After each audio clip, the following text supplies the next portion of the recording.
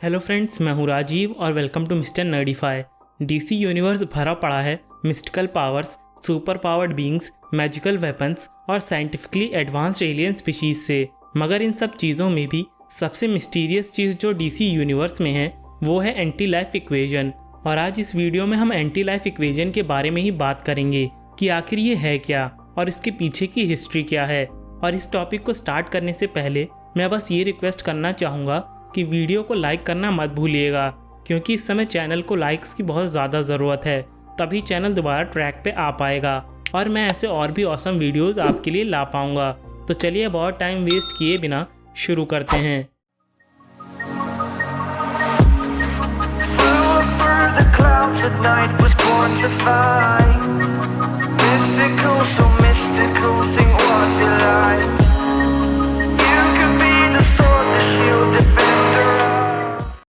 Anti life equation के concept को introduce किया गया था 1971 की फोर्थ वर्ल्ड सीरीज में और इसे क्रिएट किया था लेजेंड जैक कर्बी सर ने।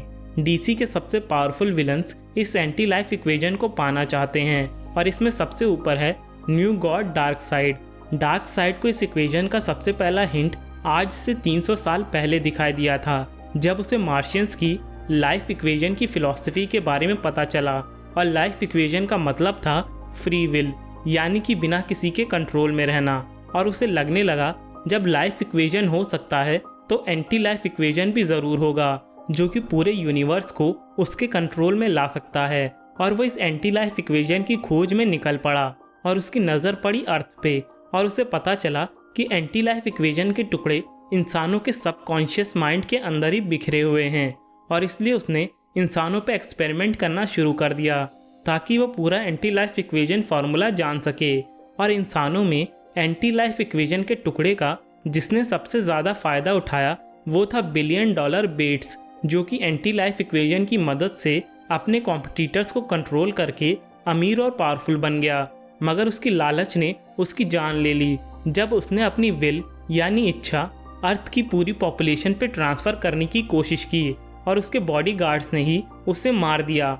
और एंटी लाइफ इक्वेजन की वजह से डार्कसाइड ने बेट्स के ऊपर नज़र बनाए रखी थी और उसके मरते ही डार्कसाइड ने एंटी लाइफ इक्वेजन को हासिल करने के लिए बेट्स का क्लोन तैयार किया। पर क्लोन के पूरा फॉर्मूला जानने से पहले डार्कसाइड के बेटे ओरायन ने उसे रोक दिया और खुद फॉर्मूला हासिल कर लिया ताकि उसे अच्छे काम के लिए इस्तेमाल किया जा सके।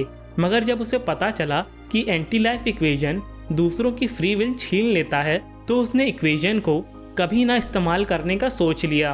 बेट्स के अलावा जिनको एंटी लाइफ इक्वेजन के बारे में पता था वो थे न्यू गॉड मिरेकल मैन, जिसने कभी फॉर्मूला ना यूज़ करने की कसम खाई थी।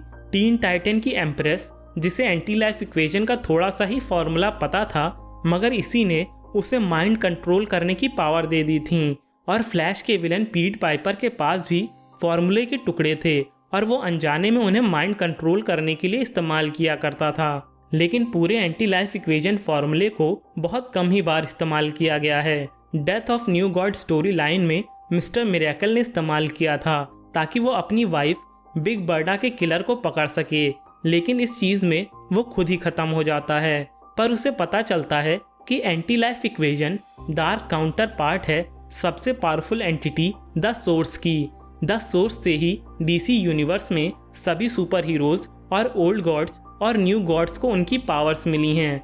मिस्टर मिरेकल के बाद डार्कसाइड ने फुल एंटी लाइफ इक्वेजन को इस्तेमाल किया था फाइनल क्राइसिस इवेंट में, जहां उसने अर्थ पे हमला किया और सभी इंसानों और कई सारे सुपर हीरोज को एंटी लाइफ इक्वेजन की मदद से अपने कंट्रोल में कर लिया और अर्थ को न्यू अपोकलिप्स में कन्वर्ट करना शुरू कर दिया।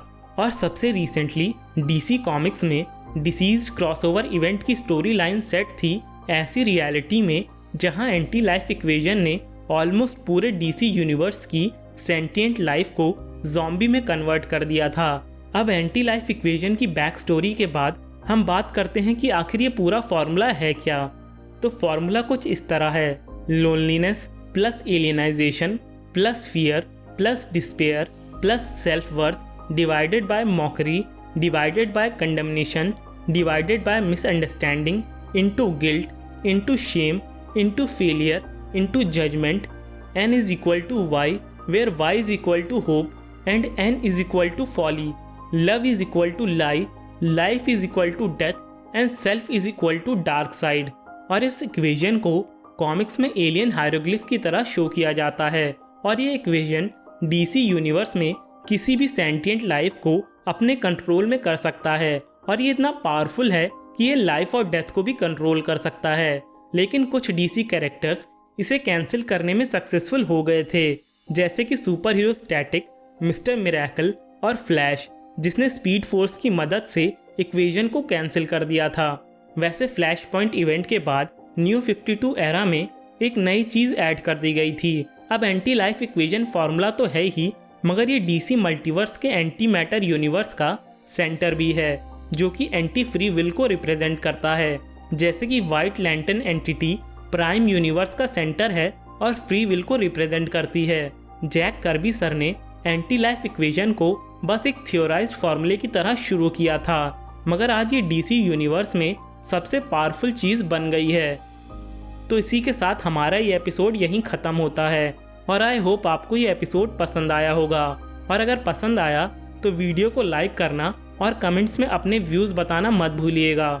और अगर आपको कॉमिक्स, मूवीज़ और एनिमे से रिलेटेड फैक्ट्स पसंद हैं तो आप हमारे चैनल के इंस्टाग्राम अकाउंट को भी फॉलो कर सकते हैं। वहाँ मैं रेगुलरली बहुत सारे इंटरेस्टिंग फैक्ट्स अपलोड करता रहता हूँ। साथ ही अगर आप चैनल पे नए हैं तो ऐसे और भी ऑसम वीडियोस के लिए चैनल को सब्सक्राइब करना और बेल आइकन दबा के नोटिफिकेशन को ऑन करना मत भूलिएगा।